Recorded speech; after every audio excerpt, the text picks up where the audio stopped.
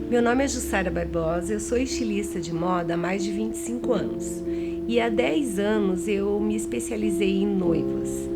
Eu já fazia vestidos de noiva, mas senti uma necessidade grande de me especializar. Então o que eu fiz? Eu investi em cursos, treinei muito, desenvolvi técnicas, me especializei no lado emocional das noivas, com mentores, psicólogos de noiva, especialistas em várias áreas relacionadas à mulher noiva, porque a gente percebe que o emocional da mulher noiva precisa de um cuidado muito especial. Eu percebi isso ao lidar com elas, ao trabalhar com elas, e desenvolver todas essas habilidades tornam o trabalho muito mais gratificante, tanto para elas como para mim.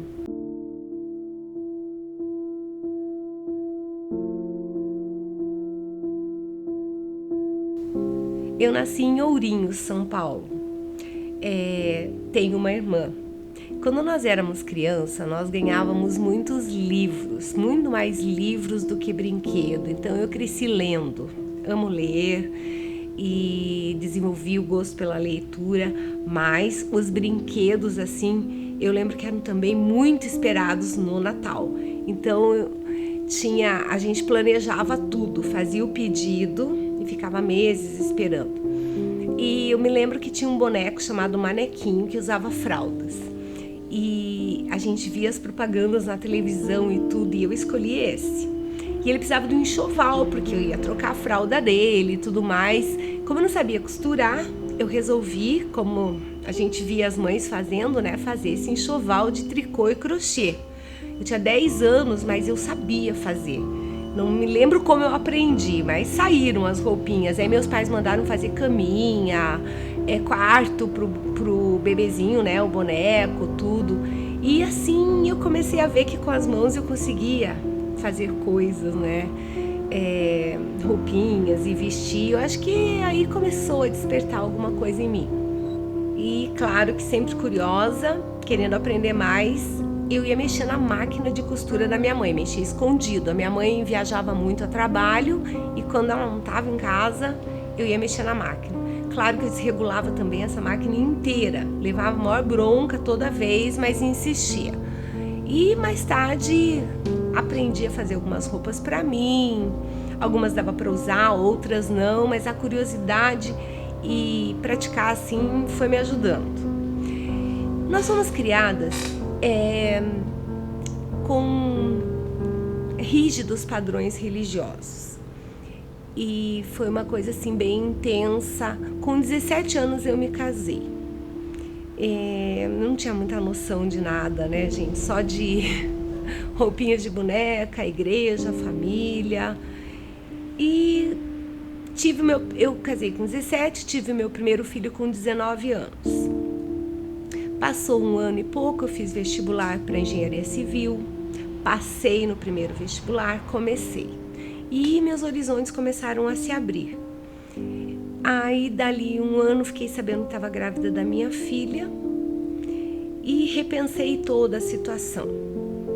Avaliei e optei por cuidar dos meus filhos, ficar com eles, dar toda a atenção, tranquei o curso e muito inquieta, ligada assim, numa voltagem muito acelerada, sempre querendo fazer tudo. Então, cuidar de 2 crianças e fazer cursos de artes, né? Então, eu fui pro lado das artes, que é uma coisa que eu sempre amei, todo tipo de arte. Não era difícil para mim, não era pesado, eu não via aquilo como uma dificuldade, eu tirava de letra. Então eu fiz pintura, desenho, nas áreas de culinária.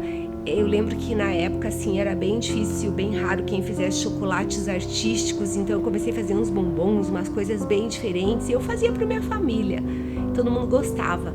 E eu me lembro que uma parente do meu marido falou: Jussara, faz pra mim, eu não encontro quem faça. Daí eu pensei, nossa, mas fazer pra alguém, né? Que responsabilidade.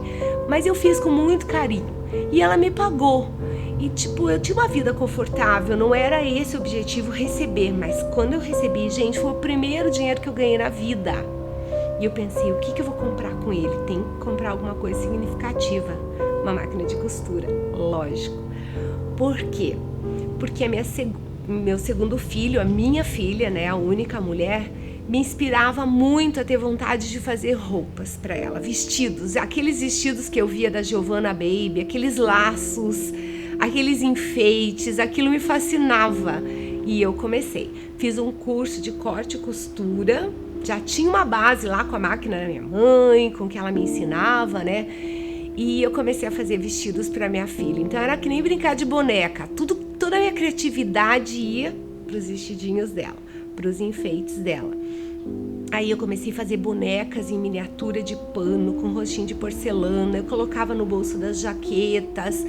E os vestidos começaram a fazer sucesso.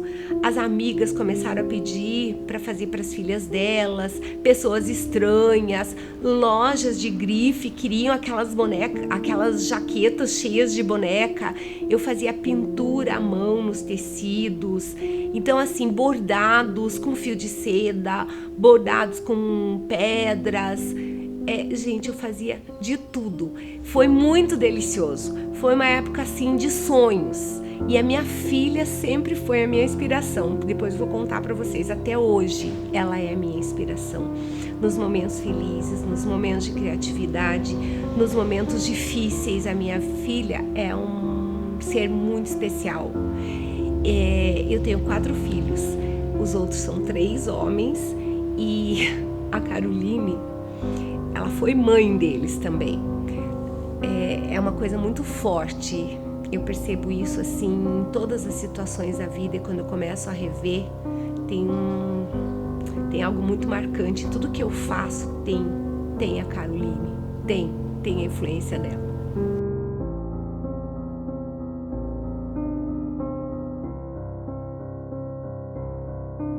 E claro que na sequência eu comecei a fazer minhas próprias roupas, criar meus looks. E eu conheci uma estilista muito boa que dava cursos. Fiz um curso com ela, eu acredito que me saí super bem e comecei a criar.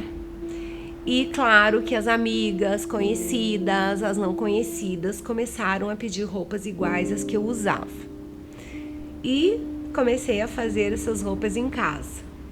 Logo senti a necessidade de ampliar, foi aparecendo e fluía tudo tão livremente, era uma coisa tão gostosa que eu abri o meu ateliê maior com funcionárias.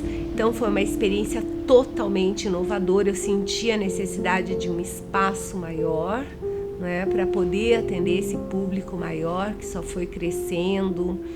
Aí comecei a fazer desfiles na linha Festa, desfiles aqui na nossa cidade de Ponta Grossa, em outras cidades também, modelos. Então foi uma fase muito agitada, só de crescimento.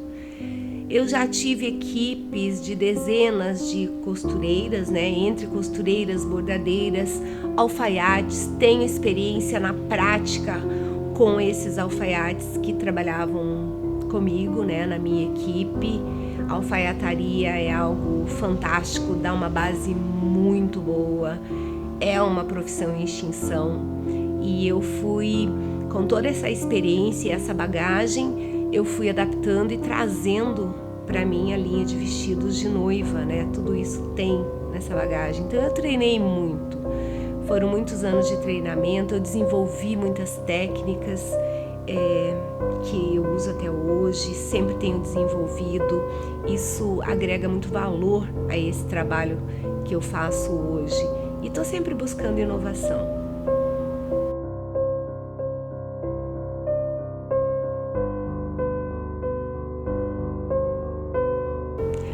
Ao longo desses anos, eu treinei. Eu acho que o treinamento é fundamental.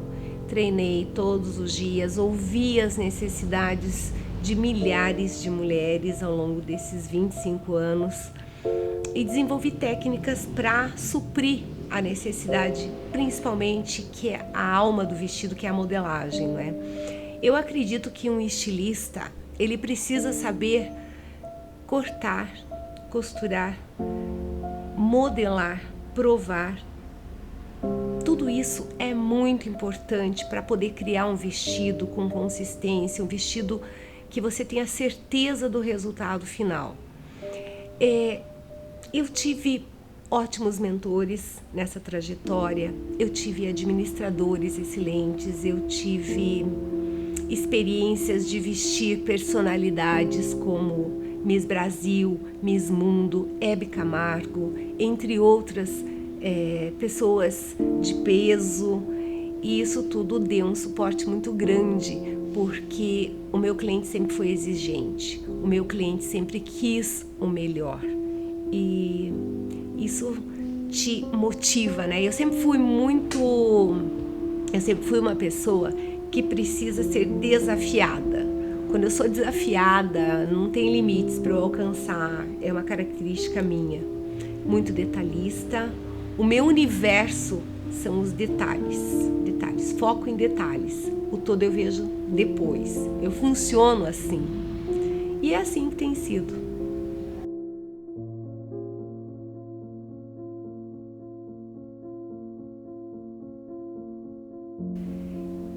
E com a pandemia, o nosso segmento de eventos, o mercado de eventos parou.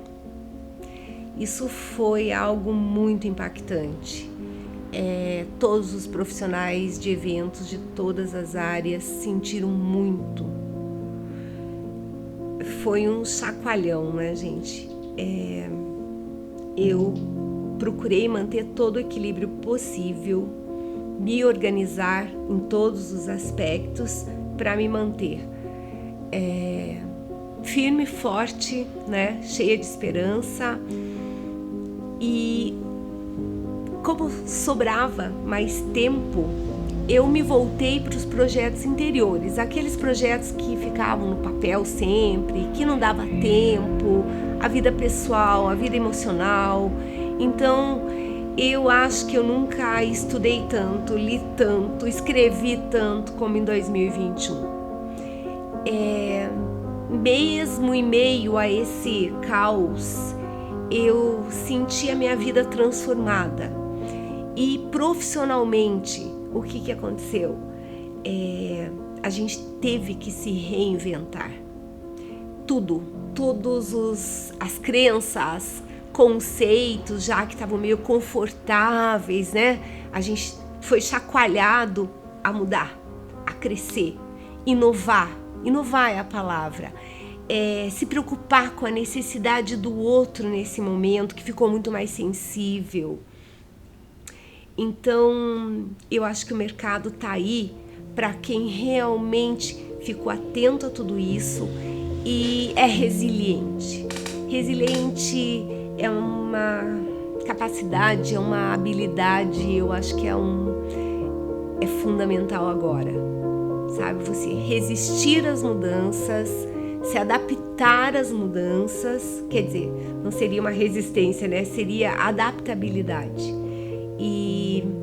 E a gente tem que se unir para isso, tem que encontrar alternativas, soluções, não é mesmo? E isso que é o fantástico do ser humano, porque durante a pandemia eu prestava muita atenção, eu vi em todos os mercados, em todos os segmentos, na internet, pessoas se reinventando. O ser humano tem muita criatividade, e isso é muito fascinante, isso é muito contagiante também. Eu já passei por dificuldades antes, elas fazem parte, né, as dificuldades, os problemas, e já recomecei novamente. E tive que parar todas as minhas atividades profissionais por motivos pessoais, mas recomecei.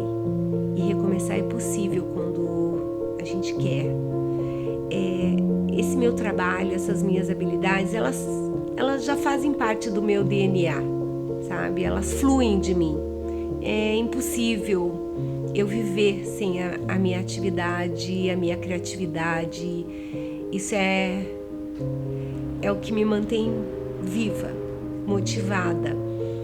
Se fosse preciso parar de novo, eu recomeçaria E eu digo assim, que se eu tivesse só um cone de fio, uma agulha e uma tesoura, e me pedisse um vestido, eu ia sugerir que tal um vestido de papel. Eu já aprendi e desenvolvi técnicas de impermeabilizar papel e vários tipos de tecidos e materiais. Eu acho assim que nada é obstáculo quando você quer. A gente precisa querer. Só isso.